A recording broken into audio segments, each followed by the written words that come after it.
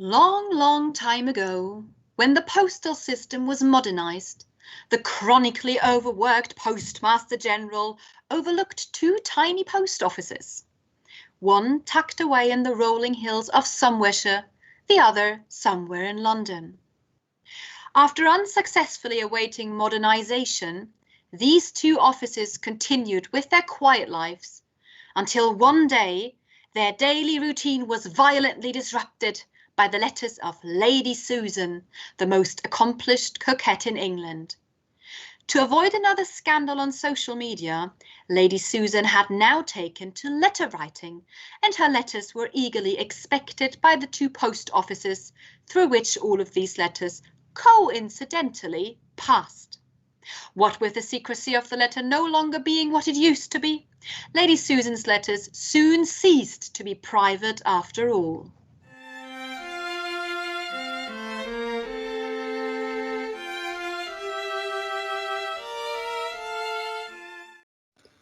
Good morning, dear Marion. How are we today? Thank you, Mr. King. I'm very well. That's very good to hear. Have you seen my granddaughter, Katie, recently? She studies in London, you know. You're in London too, right? Yes, Mr. King. I am in London, but I don't know your granddaughter, I'm afraid. Well, yes, surely. London is rather big, isn't it? Anyway, it's been so long since I've heard from her. Is your postmistress there? Miss Clark asked me to read a letter to her. I don't quite know. Shall I go ask? Yes, please do so, my dear. What a lovely day it is today, isn't it? Jacob, good to see you. How's the family? Oh, Janice, Michael, lovely to see you. Family's very well, thank you. Ethel has some trouble with her rheumatism, but what can you do? Getting old isn't exactly a picnic. Remember that, you young people. Keep fit as long as you can. Will do, sir.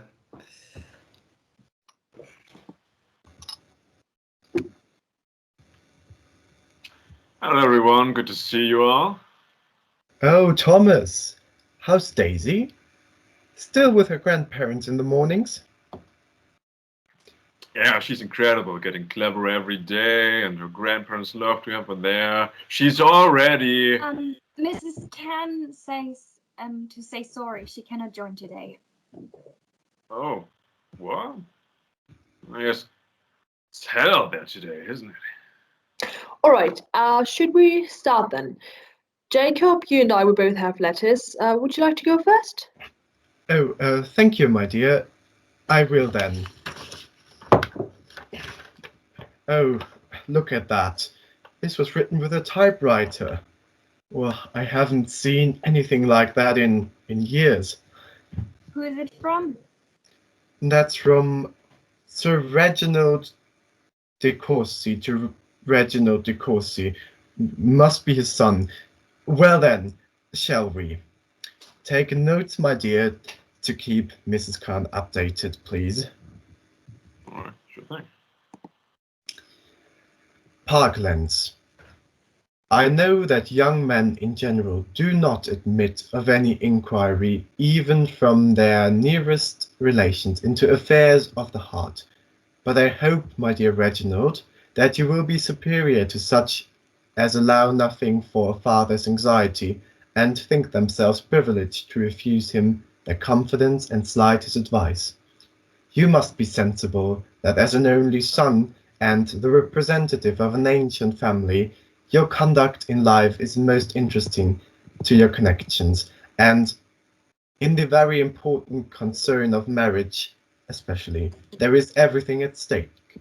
Your own happiness, that of your parents, and the credit of your name.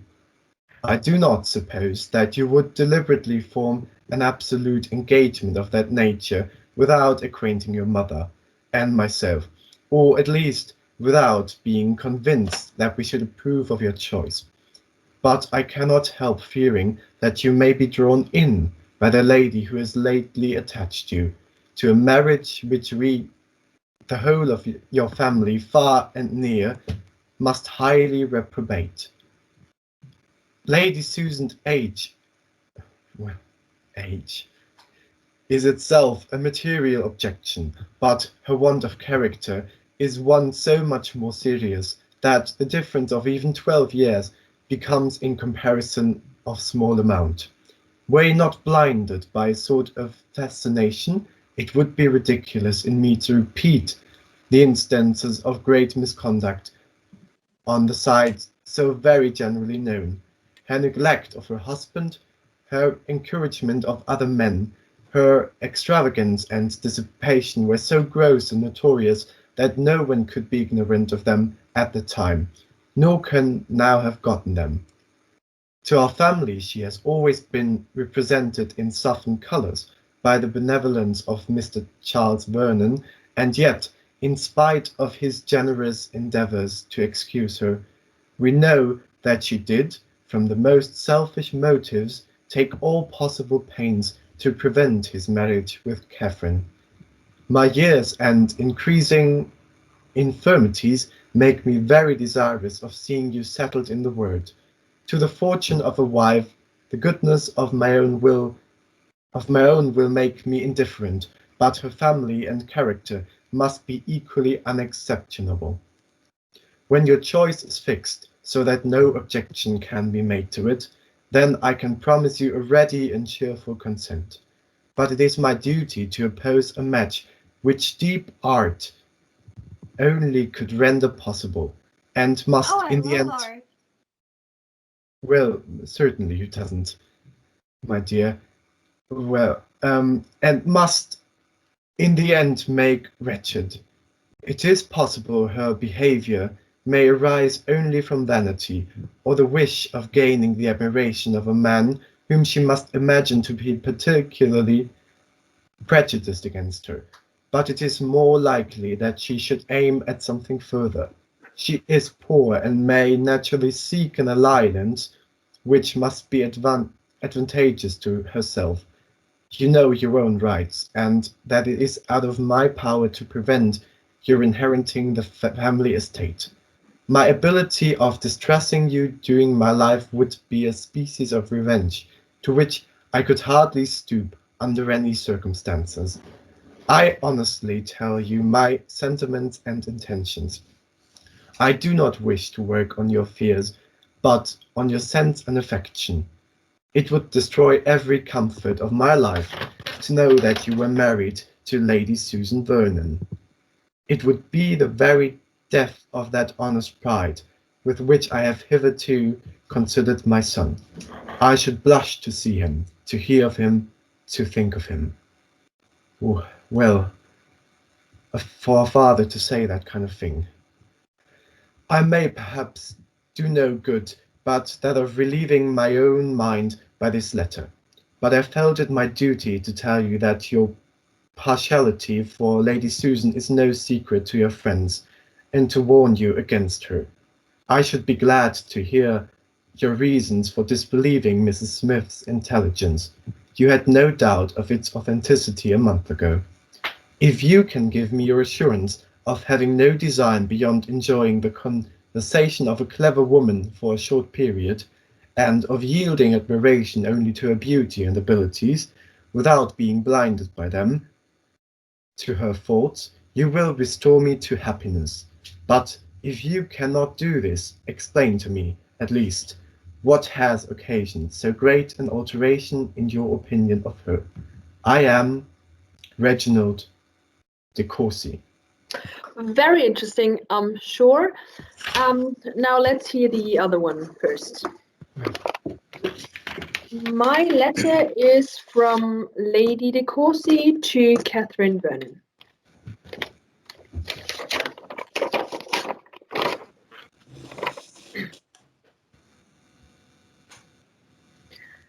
My dear Catherine, unluckily I was confined to my room when your last letter came, by a cold which affected my eyes so much as to prevent my reading it myself, so I could not That's an interesting euphemism for day drinking, isn't it?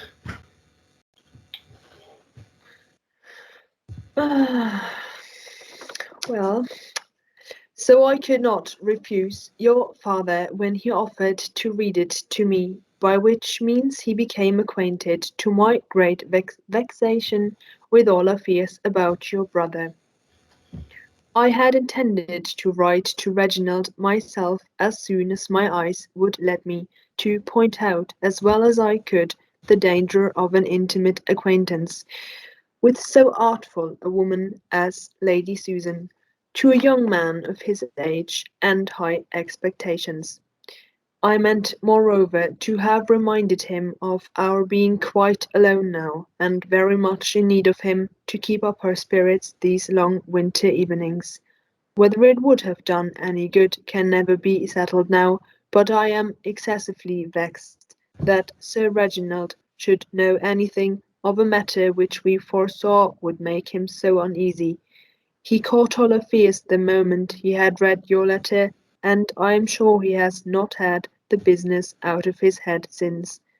He wrote by the same post to Reginald a long letter full of it all, and particularly asking an explanation of what he may have heard from Lady Susan to contradict the late shocking reports. His answer came this morning, which I shall enclose to you, as I think you will like to see it. I wish it was more satisfactory, but it seems written with such a determination to think well of Lady Susan, that his assurances as to marriage, etc., do not set my heart at ease. I say all I can, however, to satisfy your father, and he is certainly less uneasy since Reginald's letter. How provoking it is, my dear Catherine, that this unwelcome guest of yours should not only prevent our meeting this Christmas, but be the occasion of so much vexation and trouble. Kiss the dear children for me, your affectionate mother, C. de Courcy. Trouble in paradise. I mean, Reginald is lucky to have a father as caring as he is, but it's a bit overbearing, isn't it? Well, sometimes us old folks know a thing or two you young folks don't, and being a good father is trying at the best of times, isn't it, Thomas? Absolutely. Yeah, sure, I understand that, but Marion, Thomas, make sure to report back to Mrs. Khan. Jacob, I'll come over and take that letter. About time we deliver them to their rightful owners. Right you are, Janice dear.